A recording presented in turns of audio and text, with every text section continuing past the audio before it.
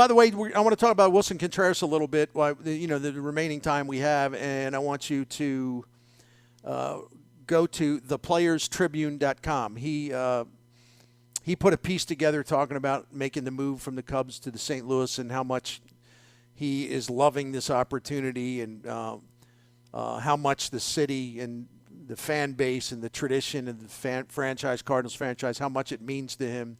It's an honor to play here. I mean, he really did an incredible job with that. So go ahead and read it if you have a chance. Got an email earlier today, actually just by coincidence. One was a text message from a friend of mine, and then I got an email from an acquaintance of mine. And they asked me, we understand both of them. I'm going to speak for both of them. They understand, obviously, that as catchers go, he's a really, really good catcher offensively. He's one of the very best, top 2 or 3. And it's been that way for a long time. In fact, since 2016 when he came up with the Cubs, he's got the best OPS among catchers in Major League Baseball. So you can just leave it at that.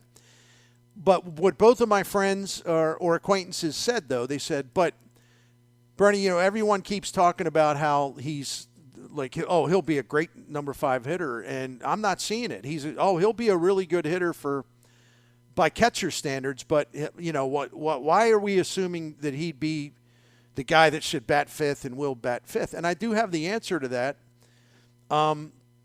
Because as always, it's like go to the numbers. If you have a hunch or you have a theory or you have a belief without checking what the numbers are going to tell you, you set yourself up to be wrong and just be kind of silly. So I always say, man, here's what I think. I think he will be a good number 5 hitter, but I want to go to where you should go. I want to go to the numbers. So when he has batted 5th in his career, he's got a 273 average. He's got a 381 on base percentage. He's got a 489 slug. He's got an 871 OPS, and he is 32% above the league average offensively when he bats 5th. Those are big-time numbers for a number 5 hitter. How big?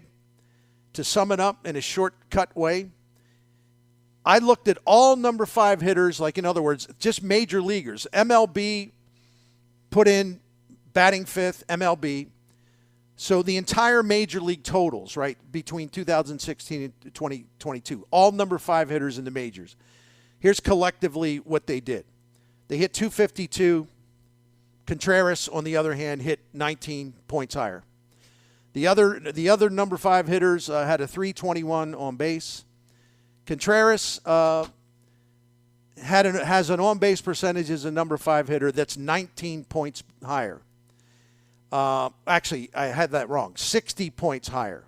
An on-base percentage that's 60 points higher than the industry standard for a 5th place hitter. A slugging percentage that is 56 points higher than the slugging percentage for all of the number 5 hitters collectively. And the OPS is 117 points higher, talking about Contreras, than the number 5 hitters in Major League Baseball over that many seasons, collectively what they had. So he's like 117 points better than average in OPS. And if you look at his, the good old WRCS plus, weighted runs created plus, it's basically park and league adjusted runs created, 30% better than the other number 5 hitters as a group in the majors since 2016. 30% better. Among hitters that have about 800 plate appearances in the number 5 spot since the start of 2016, Contreras ranks first in on-base percentage, third in 32% above average in WRC plus, 32% above average. That's third in the majors among number 5 hitters over that time. 5th in slugging, 9th in batting average. So my answer would be,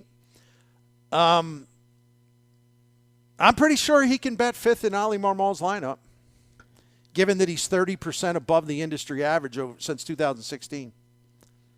I like that. They're great numbers. They're great numbers. That's perfect for what this. Well, it's perfect addition for what this group needs. Look, it's not a number 8 hitter anymore as a catcher. It's a guy who can contribute, a guy who can create, A guy who can do damage. Doubles. That's a great thing. We talk about it on the show all the time. And if they get some kind of improvement out of center field and out in left field, the lineup is already getting longer because of it.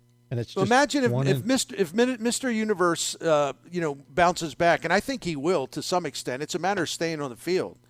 If he'll stay on the field, and he'll be limber, he'll be loose, he'll be more flexible with his muscles and all that, and he's doing all the things he has to do to get that way. And if he stays away from his agent's poison, I'd actually be pretty confident he'll have a real good season. But he's got to stay on the field, and he can't get involved in arbitration battles again. So we'll see how he handles both of those things the rest of the way. So, but they have the makings of a really fine lineup. But to Jim Hewer's point, they're going to also need Carlson to come through. They're going to need Nootbaar to just reaffirm, yeah, he really is that good. It was not a fluke what you saw last season. They're going to need more home runs from Gorman. I think they'll get them. I think that we need to remember his inexperience in his youth and how well he did up until around the third week of August, and then it just crashed. Is that shocking? No. I think it's actually expected. Maybe not to the point that it happened, but not unexpected at all. And there's other people around there that can help him, but they got the makings of a really good lineup. But it's key. It's really contingent on, Contreras hitting the way we expect and the way he's done it in a long time, for a long time, and also for these guys that are sort of like, well, which way are they going to go? More of them go strong rather than going smaller. So we'll see. That's the best I can do. Are they going to add? Are they going to go get Swanson as a free? No, they're not. I'd be stunned.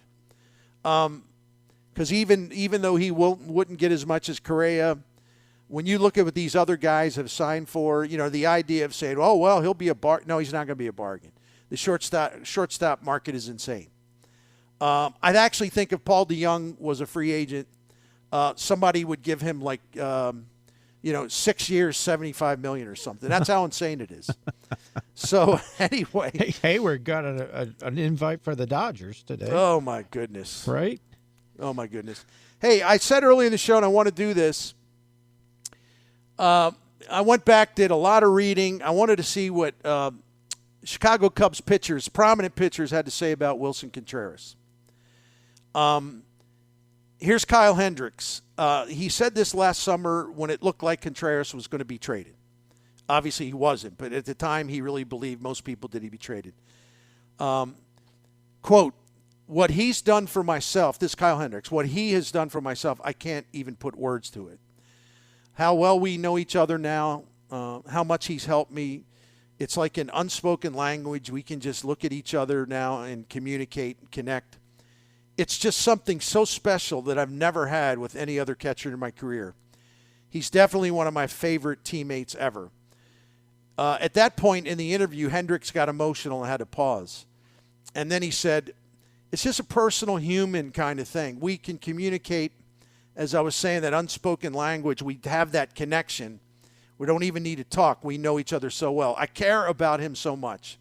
And just to see where his next chapter is going to be, he's going to be in the game for a long time. So, yeah, of course, you get emotional thinking about it. But your focus has always been on the future. That's how we are as baseball players. I thought Contreras was a dog, or the pitchers didn't like him. I'm sorry. That narrative's.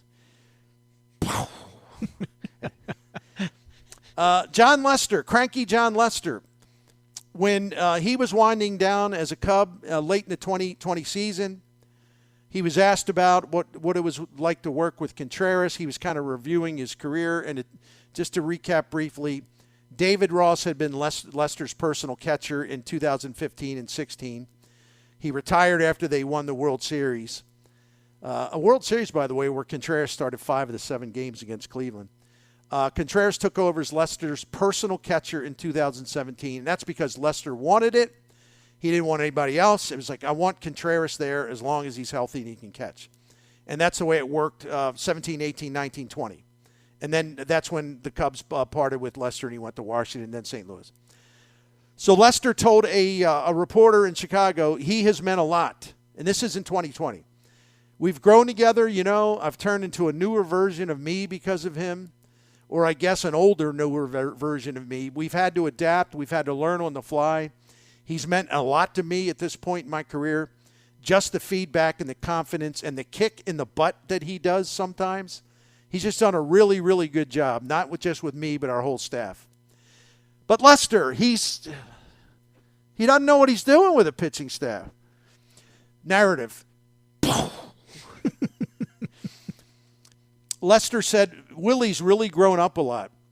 I think people forget that he just started catching. When I say just started, I mean the grand scheme of things, it wasn't that long ago. He said, Grandpa Rossi and Jason Varitek in Boston, those guys had caught for a long, long time when I worked with them.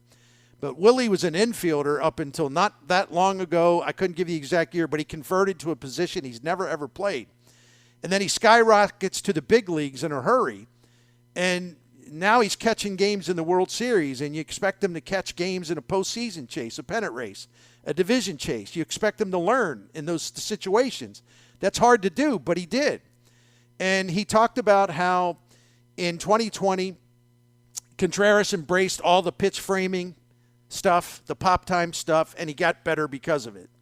That's a point Miklasz, have been trying to tell people now for weeks and weeks. Don't look at the pitch framing like in 2017 and 18. Look at the pitch framing when he realized he had to change and improve and adapt. And his pitch framing since then has been no worse than average.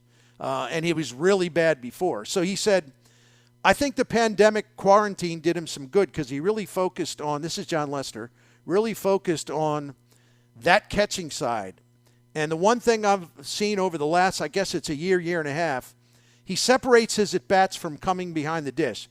You see it all the time, in the outfield. Guys take their at-bats out there and they're upset, and it's one important position, catcher, that you don't do that with. And he's done an unbelievable job of that. The new way he's catching, I feel the metrics are really on his side now. I don't know the numbers on that, but I would hope that they are. And as I confirmed, those numbers were correct. Here's grumpy old John Lackey, who does not like anyone, actually. He was asked about Contreras, who was a second-year catcher at that time in Lackey's final season in baseball, 2017. He said, hey, I think his game calling and his understanding of situations has gotten a lot better as the season's gone along. You got to remember, he's a really young guy. A lot of stuff in the game that the catcher's got to manage. The game behind the plate, having the bunt coverages set, all that kind of stuff. He's gotten good at being in charge of those things. Marcus Stroman said, later this season when he thought that Contreras was going to be traded and he wasn't, he said, listen, he's been great. I think he's the cornerstone of this franchise. When you look at him being the last guy left from the amazing things that they did in the past, it's special. We're all going to miss Willson. We're super thankful for him. I think he's going to be great for his next team. I think his career is just getting started. I think he's going to be a perennial all-star. It sucks to lose a guy like this, a guy who comes in each and every day and competes to the absolute maximum. And Jake Arrieta praised him as well. Jake Arrieta said in 2021 that he believed the two best catchers in baseball were JT Realmuto and Willson Contreras, and he was really impressed by how much Willson Contreras had improved since Arrieta's final time, his first time around with the Cubs. So, I think that stuff means something because those guys were, they were really pouring it on. The praise was abundant, and it was also very specific. They pointed to specific things rather than making generalizations. So, Cardinals fans, I just ask you, no matter how you feel about this, learn more about the guy. Just learn more about the guy. It'll help you understand who he is professionally and personally. And you'll be ready to sort of jump right in when they start playing games. You'll have a more comfort level with him and a level of expectations where he's going to hit, but you're going to find out that he's better than people tag him with defensively, and he's really showed a lot of maturity, and he's really grown up. I'm not saying he's going to the Hall of Fame. I'm just saying some of the stuff that people are just throwing around out there, even writers, just listen, do some homework, please, because I think Cardinals fans deserve an accurate reading of what this guy's strengths are, and he has strengths catching, or he's gotten a lot better catching, and is no longer some clumsy guy behind there. It's just y'all. Some of y'all portray him in a way that you're talking about the guy that was clumsy and not very good at certain things back in 2017 or so, 2018 to a point.